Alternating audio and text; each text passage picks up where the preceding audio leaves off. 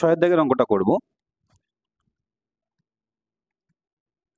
ছয়ের দাগে প্রথমে মান বসাতে বলেছে, আমরা মানগুলো বসিয়ে নেব। কট স্কোয়ার 30, কটের ভ্যালু কত? আমরা ট্যানের ভ্যালু জানি, ট্যান 30 এর মান হচ্ছে 1/√3, তাহলে কট হবে নিশ্চয়ই শুধু √3, তার উল্টো স্কোয়ার মাইনাস এখানে 2 cos 60, cos 60 এর মান কত? সাইন 30 এর যা cos 60 তাই, তাহলে cos 60 এর মান হবে 1/2, তাহলে 1/2 তার square minus 3/4 multiply sec 45, cos 45 এর মান কত? 1/√2, ঠিক, তাহলে sec এর হবে শুধু √2, তাহলে তার স্কোয়ার মাইনাস 4 sin 30, sin 30 এর মান কত? 1/2 তার স্কোয়ার।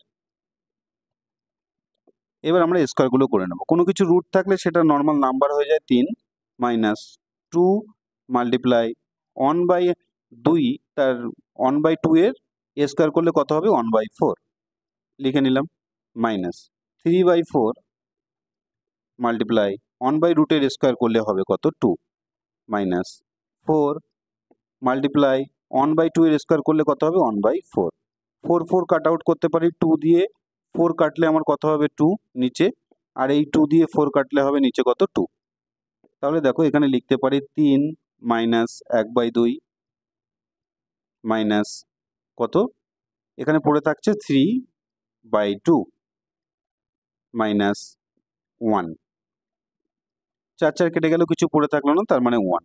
এবার দেখো পূর্ণ সংখ্যার যোগগুলো আগে করে নেবো। এখানে একটা পূর্ণ সংখ্যা আছে আর এখানে একটা পূর্ণ সংখ্যা আছে, এর আগে আছে মাইনাস আর এর আগে আছে প্লাস, তাহলে এই দুটো বিয়োগ হবে, অবশ্যই বড়টার চিহ্ন বসবে, তাহলে 3 থেকে 1 বাদ দিলে হবে কত? 2 মাইনাস 1/2 মাইনাস 3/2।